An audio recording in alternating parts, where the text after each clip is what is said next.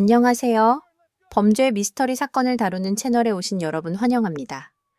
오늘도 여러분의 등골을 서늘하게 하지만 우리가 절대 잊어서는 안 될 비극적인 실화 사건을 들고 왔습니다.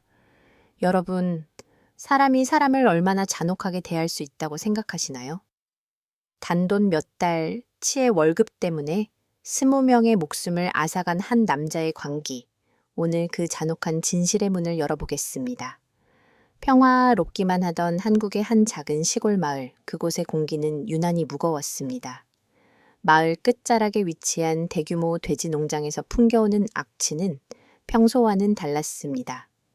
단순히 가축의 분뇨 냄새라고 하기에는 너무나도 불길하고 역한, 마치 무언가 썩어가는 듯한 냄새가 온 마을을 뒤덮기 시작했습니다. 이웃 주민들은 농장주가 최근 보이지 않는다는 사실과 농장에서 일하던 외국인 노동자들을 포함한 수십 명의 인부들이 한꺼번에 자취를 감췄다는 점에 의구심을 품기 시작했습니다. 경찰이 신고를 받고 현장에 출동했을 때 그들이 마주한 것은 인간의 상상을 초월하는 지옥 그 자체였습니다. 넓은 농장 부지 여기저기 돼지우리 사이와 사료 창고 뒤편에서 차갑게 식어버린 시신들이 하나둘씩 발견되기 시작했습니다. 처음에는 한 구, 두 구였던 시신이 수색이 진행될수록 걷잡을 수 없이 늘어났습니다. 결국 발견된 시신은 총 20구. 그들은 모두 그 농장에서 성실하게 일하던 노동자들이었습니다. 평범한 시골 농장이 순식간에 거대한 공동묘지로 변해버린 이 사건은 대한민국 전역을 충격에 빠뜨렸습니다.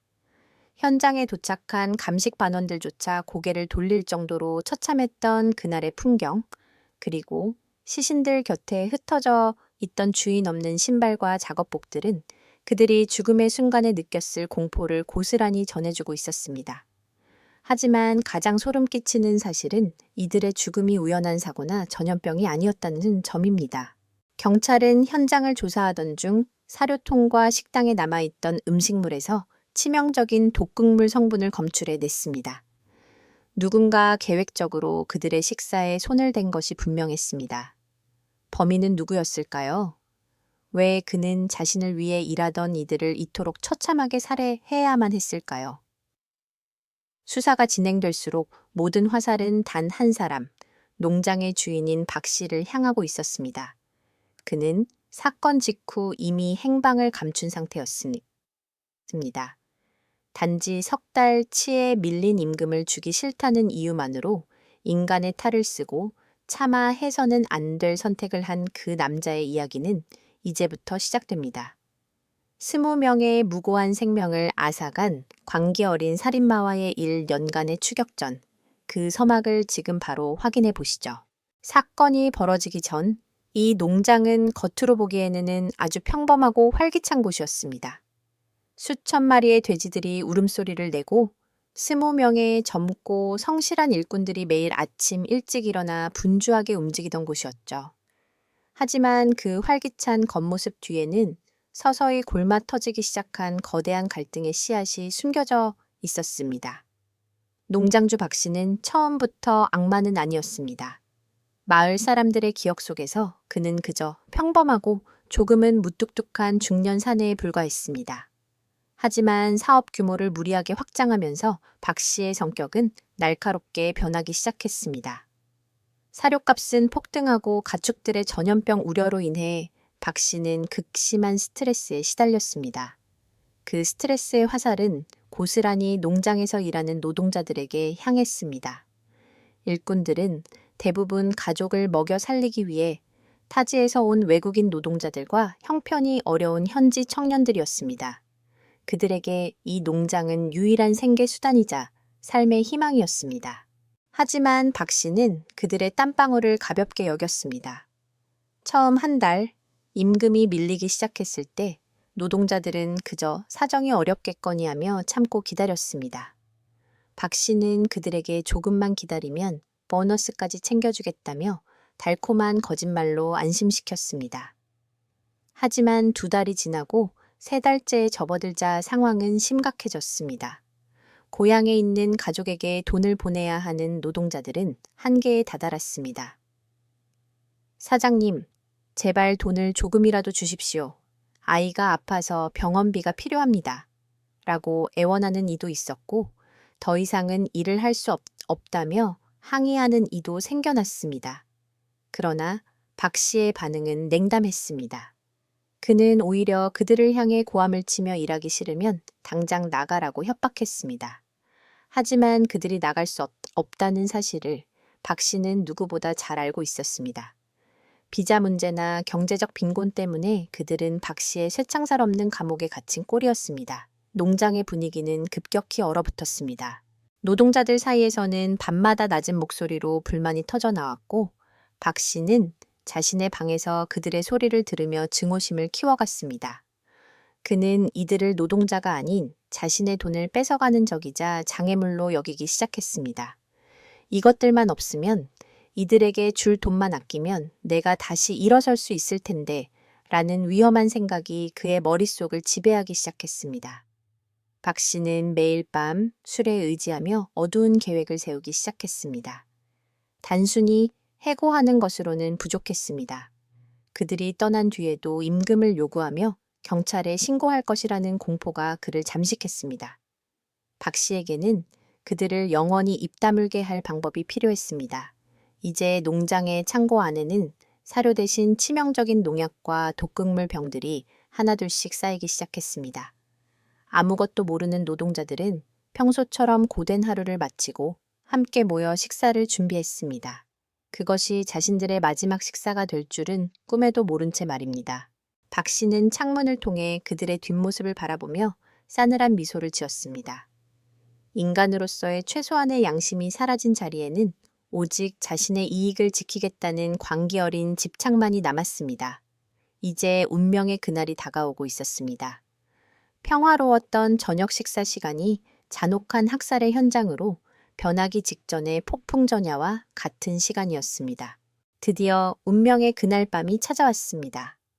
농장의 공기는 평소보다 차갑고 무거웠으며 하늘에는 구름이 잔뜩 끼어 달빛조차 희미한 날이었습니다.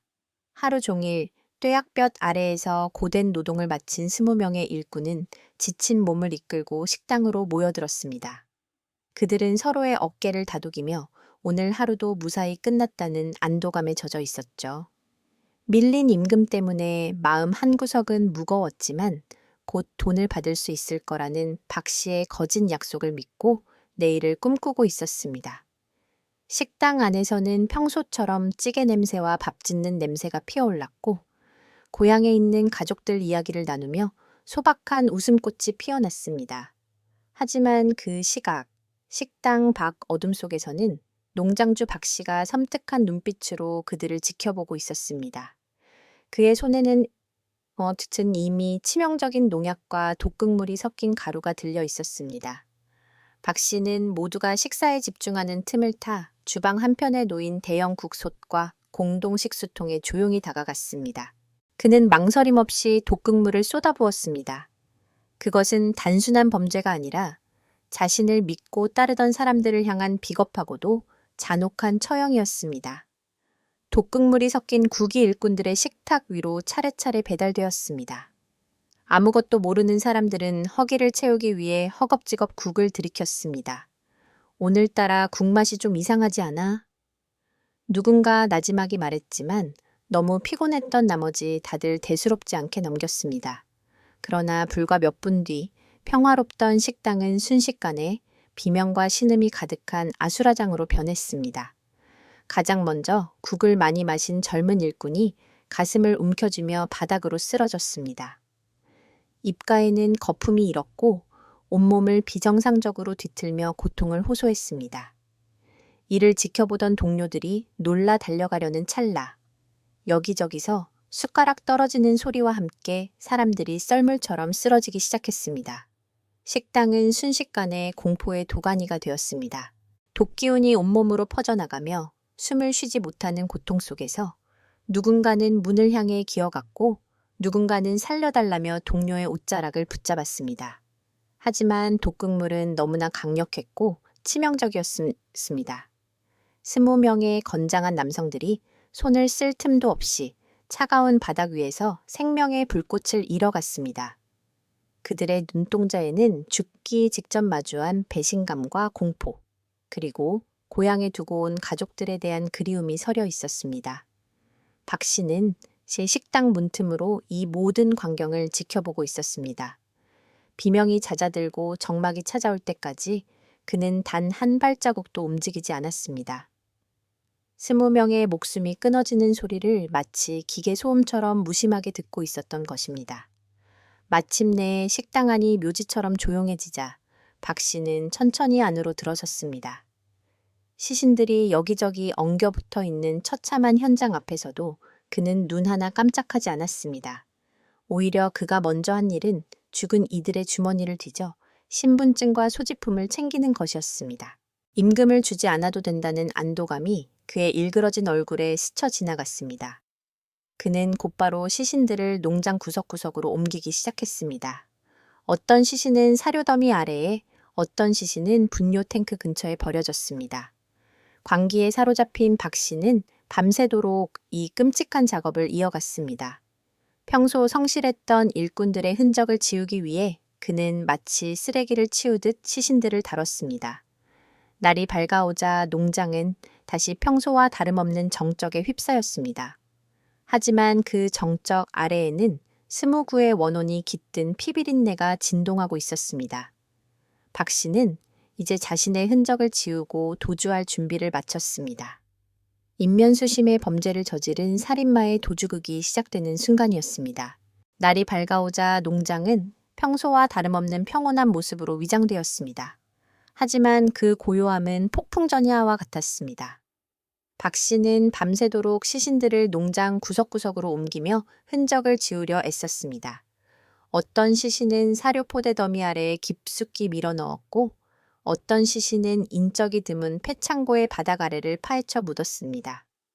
분뇨 처리장 근처의 악취는 그의 잔인한 범죄를 감춰주는 천연의 가림막이 되어주었습니다. 박 씨는 피 묻은 옷을 태우고 식당 바닥에 흩뿌려진 음식물과 비명의 흔적들을 물로 씻어냈습니다. 그의 손은 떨리지 않았습니다. 오직 이제 돈을 주지 않아도 된다는 일그러진 해방감만이 그의 머릿속을 가득 채우고 있었습니다. 하지만 진실은 땅속에 오래 머물지 않는 법입니다. 며칠 뒤 마을 사람들은 이상한 낌새를 채기 시작했습니다.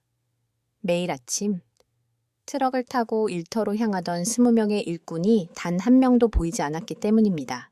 평소 새벽부터 들려오던 농장의 기계 소리도 멈췄고 무엇보다 농장에서 풍겨오는 냄새가 평소의 가축 분뇨 냄새와는 확연히 달랐습니다.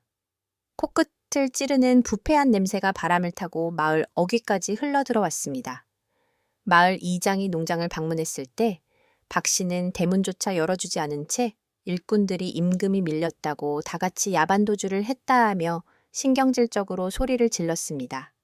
하지만 이장은 의구심을 지울 수 없었습니다. 짐도 챙기지 않고 그 많은 인원이 한꺼번에 사라졌다는 것은 상식적으로 불가능한 일이었으니까요. 결국 실종된 일꾼 중 한 명의 가족이 경찰에 연락을 취하면서 수사가 시작되었습니다. 처음 현장에 도착한 경찰관들은 농장의 고요함에 압도되었습니다. 박 씨는 이미 농장을 비우고 자취를 감춘 상태였습니다. 경찰이 농장의 잠긴 문을 부수고 안으로 들어섰을 때 그들을 맞이한 것은 수천 마리의 굶주린 돼지들의 울음소리와 형용할 수 없는 악취였습니다. 수색팀이 금속 탐지기와 탐지견을 동원해 농장 뒷마당을 조사하던 중 탐지견 한 마리가 사료 창고 구석에서 격렬하게 짖기 시작했습니다. 경찰관들이 조심스럽게 사료 포대를 걷어내자 그곳에는 흙먼지를 뒤집어 쓴 채 차갑게 식어버린 첫 번째 희생자의 손이 드러났습니다. 현장은 순식간에 아수라장이 되었습니다. 수사관들은 경악을 금치 못했습니다. 한 구의 시신이 발견되자마자 인근 분뇨 탱크와 폐가구 더미 아래에서 연이어 시신들이 쏟아져 나왔습니다. 발견된 시신은 무려 20구. 작은 시골 마을의 평범한 농장이 순식간에 대한민국 범죄 역사상 유례없는 집단 학살의 현장으로 변해버린 것입니다. 감식 반원들은 참혹한 광경에 말을 잃었습니다. 희생자들의 사인은 명확했습니다. 위장 속에서 검출된 성분은 강력한 독성을 가진 농약이었습니다.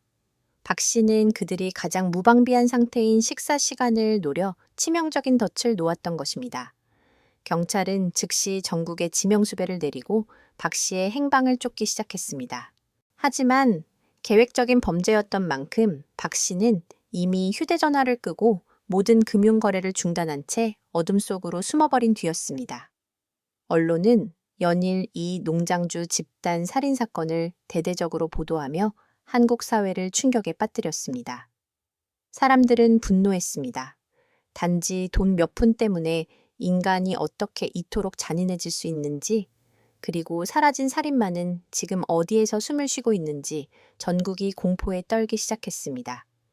경찰의 대대적인 수색에도 불구하고 박 씨의 흔적은 묘연했습니다. 그렇게 잔혹한 학살범과의 지루하고도 치열한 숨바꼭질이 시작되었습니다.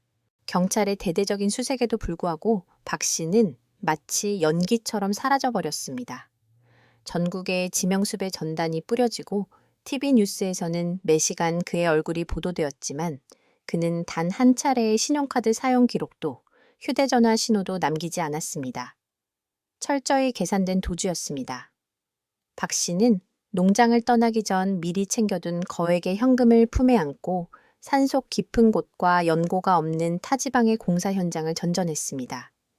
그는 낮에는 철저히 몸을 숨기고 밤에만 이동하며 경찰의 그물을 교묘히 빠져나갔습니다. 수사팀은 박 씨의 친인척과 주변 지인들을 샅샅이 뒤졌지만 그는 이미 모든 인간관계를 끊어버린 뒤였습니다. 사람들은 분노와 공포에 떨었습니다. 20명을 살해한 살인마가 우리 곁 어딘가에서 숨 쉬고 있을지도 모른다는 생각에 밤잠을 설치는 이들이 늘어났습니다. 경찰은 전담 수사팀을 구성해 박 씨가 평소 자주 가던 낚시터, 등산로, 그리고 과거에 잠시 머물렀던 연고지들을 중심으로 수사망을 좁혀갔습니다. 하지만 박 씨는 영리했습니다. 그는 자신이 잘 아는 지역보다는 오히려 생소한 중소도시의 낙후된 여관이나 쪽방촌을 전전하며 노숙자 행세를 했습니다. 수염을 기르고 모자를 깊게 눌러쓴 채 고개를 숙이고 걷는 그를 알아보는 사람은 아무도 없었습니다. 때로는 인력시장에 나가 일용직 노동자로 일하며 은신자금을 보충하기도 했습니다. 자신이 죽인 노동자들과 같은 처지로 살아가면서도 그는 단 한순간의 가책도 느끼지 않았습니다. 오히려 자신을 쫓는 경찰을 비웃으며 절대 잡히지 않겠다는 오기를 부렸습니다. 수사는 점차 장기전으로 접어들었습니다. 사건 발생 후 석 달이 지나고 6개월이 지났지만 결정적인 제보는 들어오지 않았습니다. 시민들의 기억 속에서 사건이 조금씩 잊혀갈 무렵 박 씨는 더욱 대담해졌습니다. 그는 도심 외곽의 한 재개발 지구로 숨어들었습니다. 철거를 앞둔 낡은 주택들이 즐비한 그곳은 범죄자가 숨기에 최적의 장소였습니다. 그는 버려진 가구들을 모아 잠자리를 만들고 인근 편의점에서 유통기한이 지난 음식물을 얻어먹으며 쥐죽은 듯 지냈습니다. 하지만 그의 마음속에는 여전히 광기가 가득했습니다. 가끔 밤이 되면 그는 자신이 살해한 사람들의 얼굴을 떠올리며 중얼거렸습니다. 너희들이 내 돈만 요구하지 않았어도 이런 일은 없었을 거야. 그는 여전히 모든 비극의 원인을 죽은 피해자들에게 돌리고 있었습니다. 경찰 수사팀은 포기하지 않았습니다. 베테랑 형사들은 박 씨가 극한의 상황에 몰리면 반드시 실수를 할 것이라고 믿었습니다. 그들은 박 씨의 과거 통화 기록을 수만 건 분석하고 그가 도주 중 들렀을 가능성이 있는 모든 장소의 CCTV를 마이크로 단위로 확인하기 시작했습니다. 그러던 어느 날 경기도의 한 작은 마을 편의점에서 박 씨와 매우 흡사한 인물이 포착되었다는 제보가 들어왔습니다. 비록 화질은 좋지 않았지만 특유의 걸음걸이와 체형이 일치했습니다. 수사팀은 다시금 희망의 불씨를 살렸습니다. 범인은 멀리 있지 않았습니다. 그는 경찰의 숨소리가 들리는 거리에서 조용히 숨을 몰아쉬며 마지막 발악을 준비하고 있었습니다. 추격전은 이제 정점으로 치닫고 있었습니다. 수사팀은 편의점 CCTV에 포착된 그 남자의 실루엣을 놓치지 않았습니다. 비록 모자를 깊게 눌러쓰고 마스크로 얼굴을 가렸지만 걸을 때 왼쪽 다리를 미세하게 끄는 박 씨 특유의 습관이 형사들의 날카로운 눈에 걸려든 것입니다. 범인은 경기도 외곽의 쇠락한 재개발 구역, 철거를 앞둔 공가들이 즐비한 유령 마을로 숨어든 것이 확실시되었습니다. 형사들은 낮에는 평범한 가스 점검원이나 우체부로 변장해 골목골목을 누볐고 밤에는 숨소리조차 죽인 채 차가운 차 안에서 잠복을 이어갔습니다. 박 씨는 짐승 같은 직감으로 수사망이 좁혀오고 있음을 느꼈는지 며칠 동안 밖으로 한 발자국도 나오지 않았습니다. 그는 버려진 집의 깨진 창문 틈으로 바깥 동태를 살피며 쥐 죽은 듯 지냈습니다. 형사들은 박 씨가 머물 것으로 추정되는 구역의 쓰레기 봉투까지 샅샅이 뒤지기 시작했습니다.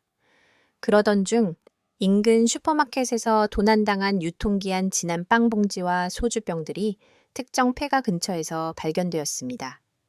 그 소주병에는 박 씨의 지문이 선명하게 남아 있었습니다.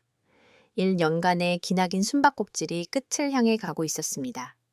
수사팀은 일제 검거 작전 시간을 새벽 4시로 잡았습니다. 가장 깊은 잠에 빠질 시간. 하지만 박 씨 같은 살인마는 그 시간에도 깨어 있을지 몰랐습니다. 형사들은 방탄복을 착용하고 테이저건과 수갑을 챙기며 마지막 작전 회의를 마쳤습니다. 절대 놓쳐서는 안 된다. 20명의 원혼이 지켜보고 있다. 팀장의 낮은 목소리가 긴장감을 더했습니다. 드디어 작전이 시작되었습니다.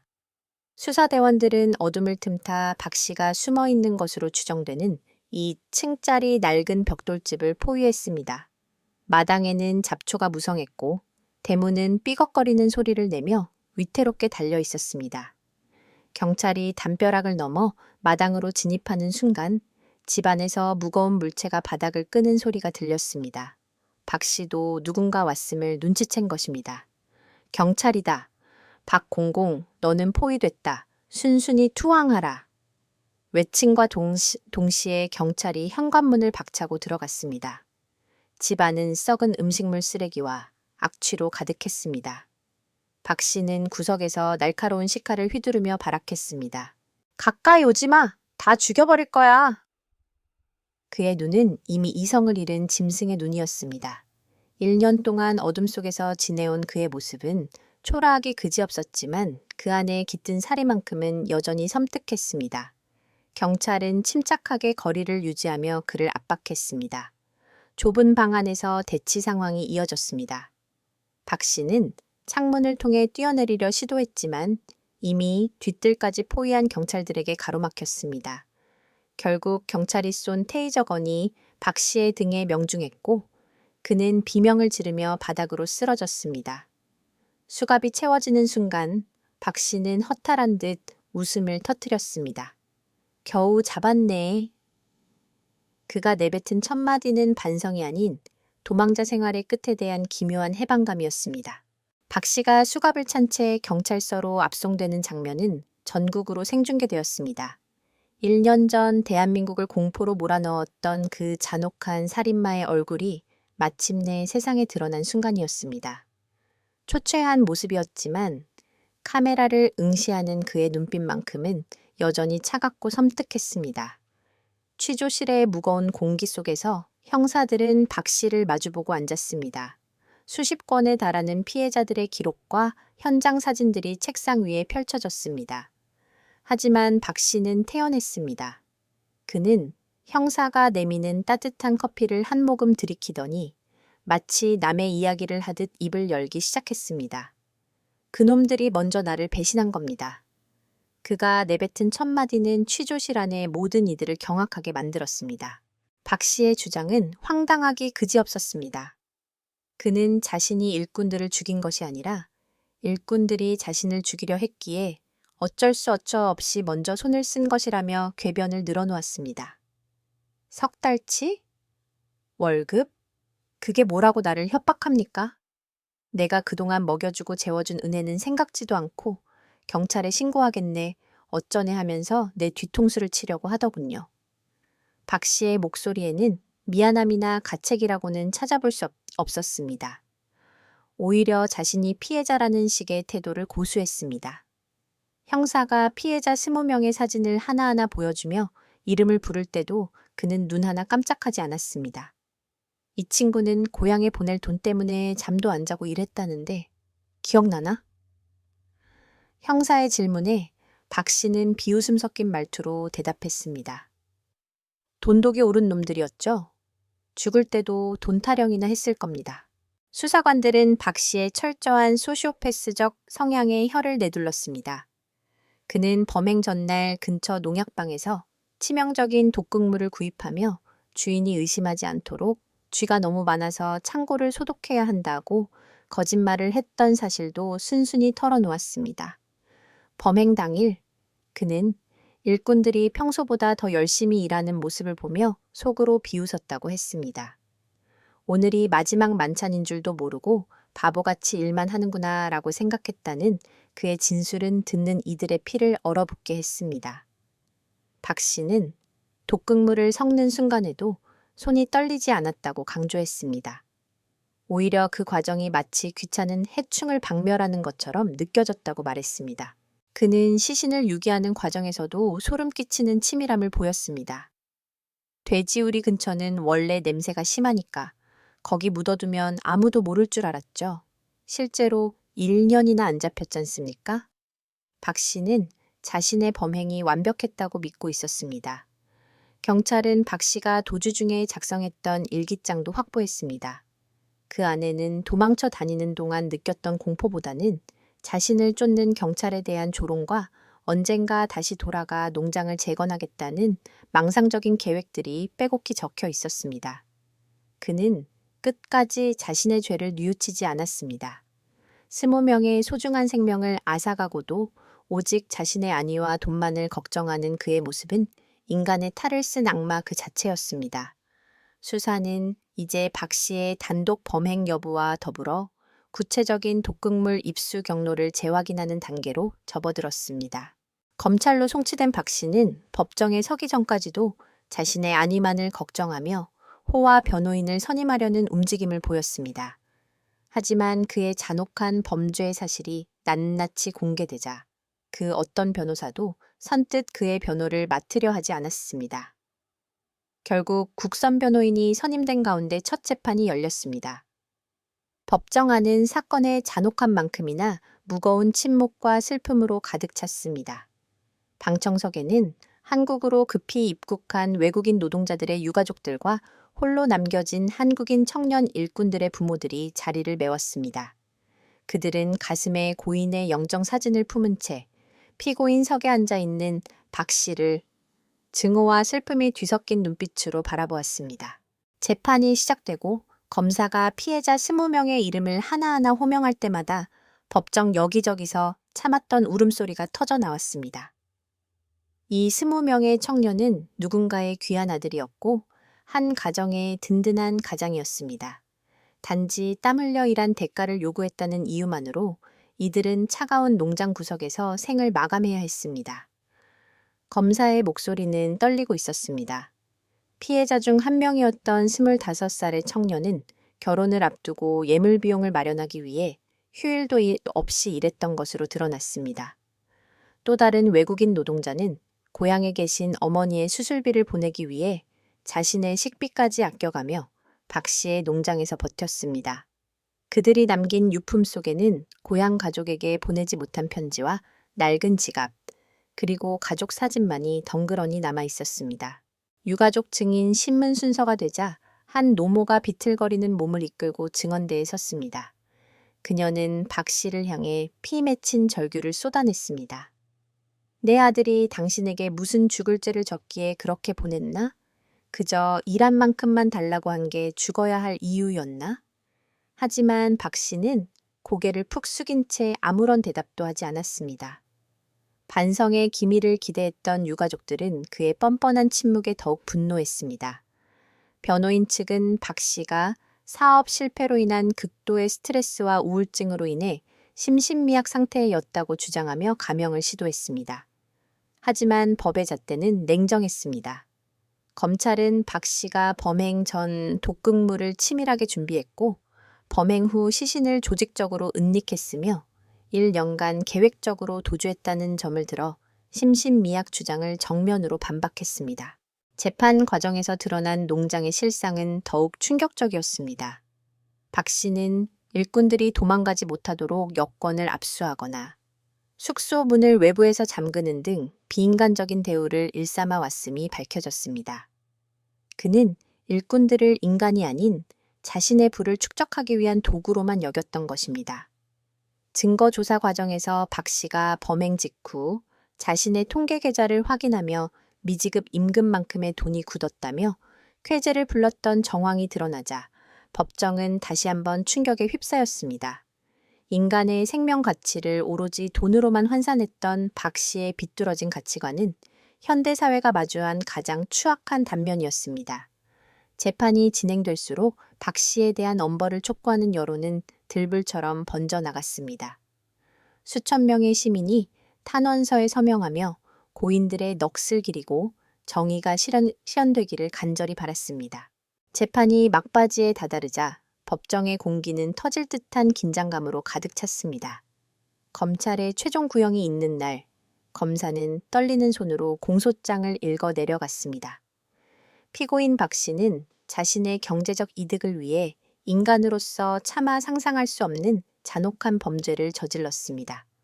20명의 고귀한 생명을 독살하고 시신을 쓰레기처럼 유기한 것은 대한민국 사법 역사상 유례를 찾기 힘든 악행입니다. 그에게는 사회로부터의 영원한 격리가 필요합니다. 검사의 입에서 사형이라는 단어가 떨어지는 순간 방청석에서는 낮게 깔린 탄식과 흐느낌이 흘러나왔습니다. 하지만 피고인석의 박 씨는 여전히 미동조차 없었습니다. 판사가 마지막으로 피고인에게 발언 기회를 주었습니다. 최후 진술을 위해 일어선 박 씨의 입에서 나온 말은 반성이나 사죄가 아니었습니다. 그는 끝까지 자신의 억울함을 호소하는 망언을 내뱉었습니다. 내가 잘못한 것은 인정하지만 나도 피해자입니다. 경기가 안 좋아 농장 운영이 힘든데 일꾼들이 한꺼번에 돈을 달라고 독촉하는 바람에 정신이 나갔던 것뿐입니다. 나도 한 가정의 가장이고 내 인생도 이 사건으로 망가졌습니다. 그의 이기적인 발언에 유가족들은 자리를 박차고 일어나 분노를 쏟아냈습니다. 법정 경위들이 그들을 제지해야 할 정도로 현장은 혼란에 빠졌습니다. 박 씨는 끝까지 자신의 죄 무게를 깨닫지 못하는 듯했습니다. 그는 오히려 자신이 1년 동안 도망다니며 겪었던 고생을 늘어놓으며 법의 자비를 구했습니다. 피해자들이 겪었을 고통이나 그 가족들이 짊어진 평생의 한에 대해서는 단 한마디의 언급도 없었습니다. 그의 변호인조차 고개를 숙였고 재판부의 눈빛은 얼음처럼 차갑게 식어갔습니다. 검찰은 박 씨가 도주 기간 동안 뉘우침은커녕 수사기관을 조롱하는 메모를 남겼던 사실을 추가 증거로 제시하며 그에게 개선의 여지가 전혀 없음을 강조했습니다. 이 사건은 재판 과정 내내 한국 사회의 어두운 이면을 적나라하게 보여주었습니다. 소외된 노동자들에 대한 열악한 처우와 돈이 생명보다 우선시되는 황금만능주의의 폐해는 국민들의 마음속에 깊은 상처를 남겼습니다. 사람들은 박 씨라는 개인의 일탈을 넘어 우리 사회가 이런 괴물을 만들어낸 것은 아닌지 자문하기 시작했습니다.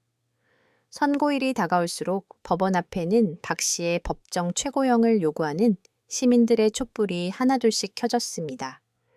그 촛불은 억울하게 죽어간 20명의 넋을 기리는 동시에 이 땅에 정의가 살아있음을 증명해 달라는 간절한 염원이었습니다. 이제 남은 것은 재판부의 준엄한 심판뿐이었습니다. 마침내 전 국민의 시선이 집중된 가운데 최종 선고 공판이 열렸습니다. 재판장은 판결문을 낭독하기 전 이례적으로 긴 침묵을 지켰습니다. 장내에는 숨소리조차 들리지 않는 긴장감이 감돌았습니다. 판사는 낮은 목소리로 판결을 시작했습니다. 본 사건은 인간의 생명 가치를 금전적 이익보다 아래에 둔 극도로 반인륜적이고 잔혹한 범죄입니다. 피고인은 자신을 믿고 땀 흘려 일한 20명의 노동자를 배신하고 그들의 생명을 계획적으로 앗아갔으며 범행 후에도 일말의 가책 없이 시신을 은닉하고 도주했습니다.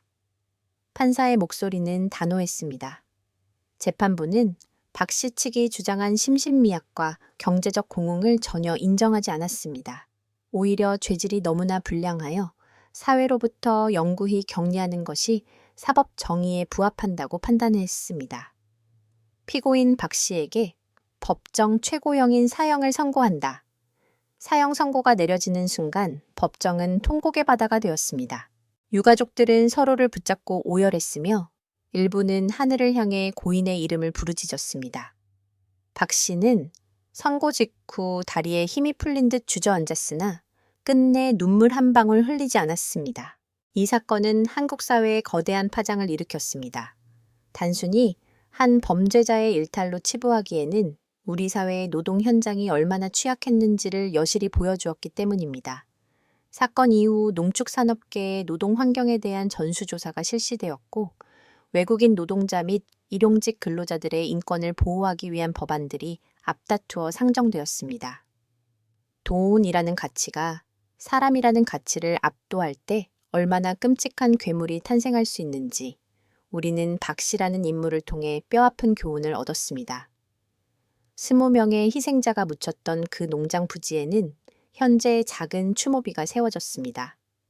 비록 그들은 꿈을 이루지 못한 채 차가운 땅 속으로 사라졌지만 그들의 희생은 더 이상 이 땅에서 같은 비극이 반복되지 않아야 한다는 경종을 울리고 있습니다. 오늘 준비한 이야기는 여기까지입니다. 20명의 무고한 생명을 앗아간 농장주 박 씨의 광기와 그 비참한 결말, 여러분은 어떻게 보셨나요? 인간의 탐욕이 불러온 이 잔혹한 참극이 우리에게 던지는 메시지를 한 번쯤 되새겨보는 시간이 되셨길 바랍니다. 피해자분들의 명복을 빌며 다시는 이런 비극적인 소식을 전해드리지 않는 세상이 오기를 간절히 소망합니다. 영상이 유익하셨다면 구독과 좋아요, 알림 설정 부탁드립니다. 여러분의 클릭 한 번이 진실을 알리는 큰 힘이 됩니다. 저는 다음 시간에 더욱 충격적이고 심도 있는 범죄 미스터리 사건으로 다시 돌아오겠습니다.